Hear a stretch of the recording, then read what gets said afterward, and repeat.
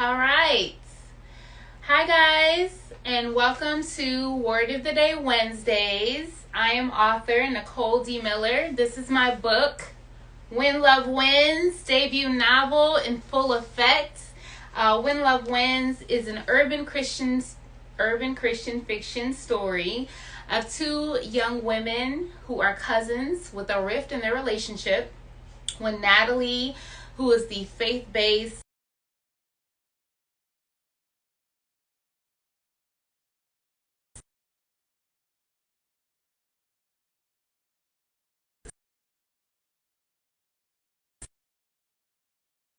ends up her mother passes, so she's dealing with the loss of her mother, so she moves in with Ashley, who is the free spirit artistic urban socialite, and she moves in with her cousin and uncle to get support. Unfortunately, instead of a warm welcome, she faces an icy cold one, and Natalie is caught off guard by Ashley's beef with her. She has no idea why this girl has this beef. But it stems from childhood trauma. And so even though Ashley is being a fool, Natalie feels spiritually led to love her anyway. So the name of the book is When Love Wins. And it has themes of sisterhood, forgiveness. It deals with some mental health struggles, depression, anxiety, cutting. It also has it also has fun stuff, right? Like a nod to the 90s, urban nostalgia, swag, urban vernacular.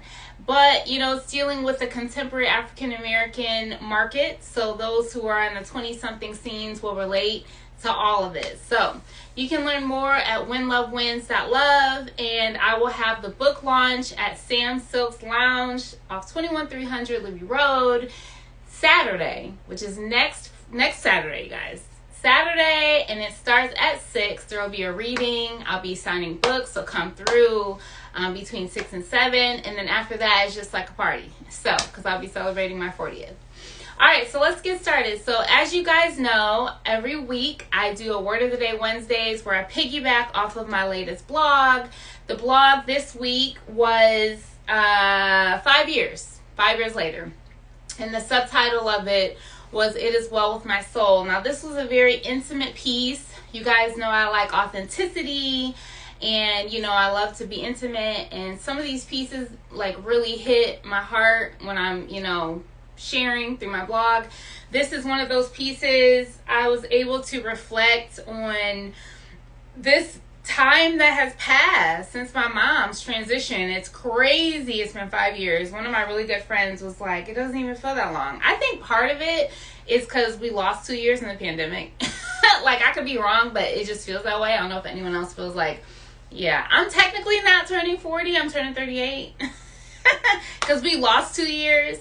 But yeah, so this blog, it really moved me. Sometimes in my writing, I feel so encouraged. I feel like the Holy Spirit is just encouraging me through my writing and unlocking things in my heart to come forth. And this was one of those times where I realized it is well with my soul. I've heard that saying. I know it's a song. I know the writer of the song. I think he lost his whole family. Very, traumatic space that song was birthed out of.